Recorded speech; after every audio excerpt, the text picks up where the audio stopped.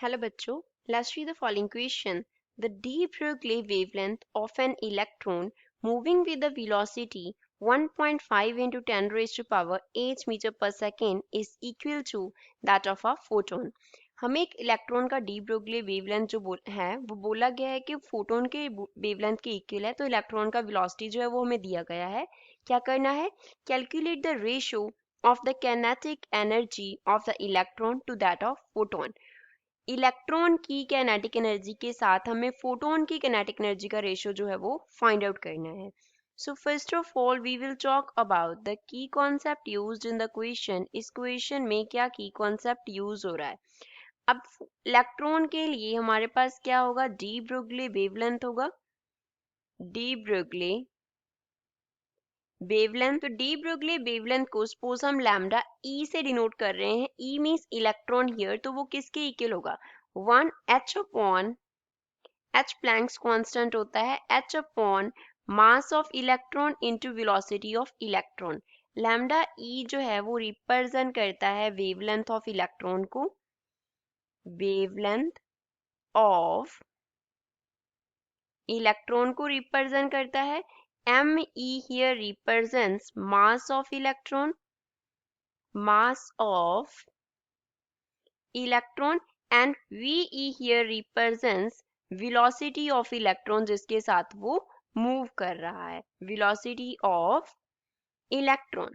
अब अगर यही हमें फोटोन के लिए वेवलेंथ लिखना हो तो फोटोन के लिए जो वेवलेंथ होगा सपोज उसको हम लैम्डा पी से डिनोट कर लेते हैं. लैम्डा पी तो वो किसके इक्वल होगा? It will be equals to H C upon E. H Planck's constant, C speed of light होता है. ई यहाँ पे क्या रिप्रेजेंट करता है? It represents the energy of photon. Photon की एनर्जी को रिप्रेजेंट करता है. अब दोनों क्या है? एक दूसरे के इक्वल हैं तो इक्वेट कर देंगे. Can write lambda E is equals to lambda P.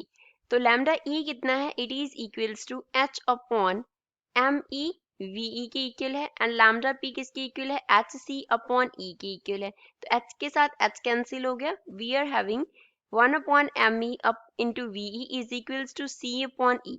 तो अगर यहाँ से ई का वैल्यू निकालना हो then it will be equals to M E V into C. Consider it question number 1.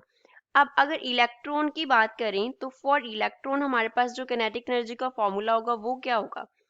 For electron kinetic energy जो होगा, सपोज उस किनेटिक एनर्जी को हम के ई से डिनोट कर रहे हैं, that represents the kinetic energy of electron.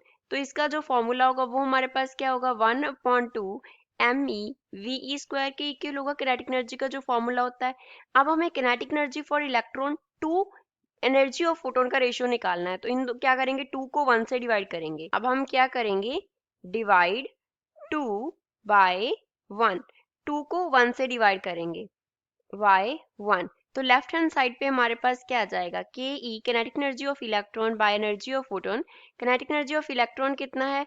Half M E V square है, डिवाइड हो जाएगा ई के वैल्यू से. तो ई का वैल्यू कितना है? एम ई वी सी है.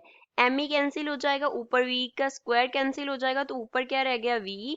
नीचे क्या बन गया? 2c. तो रेशियो कितना आ गया? V upon 2c. अब वैल्यू सब्स्टिट्यूट कर देंगे. So we can write kinetic energy of electron upon energy of photon is equals to V. कितनी वेलोसिटी के साथ इलेक्ट्रॉन मूव कर रहा है? 1.5 इंटू 10 रेज टू पावर 8 दिया है, डिवाइड बाय 2 इंटू सी का वैल्यू होता है 3 इंटू 10 रेज टू पावर 8. यहाँ पे हमने यूज किया है velocity of electron is equals to 1.5 into 10 raise to power 8 and units है मीटर पर सेकेंड.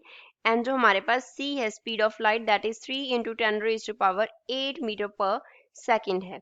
तो अब हम इसको सॉल्व कर लेंगे. सो के ई अपॉन ई जो है वो हमारे पास किसके इक्वल आ गया? 1.5 अपॉन 6 के इक्वल आ गया. 10 रेज टू पावर 8 कैंसिल हो गया, तो इसको हम लिख सकते हैं 15 upon 60 that is equals to 1.4. Which means kinetic energy of electron to energy of photon का जो रेशियो है वो कितना है? 1/4 है. So this is final answer for the given question. I hope you understood well. Thanks.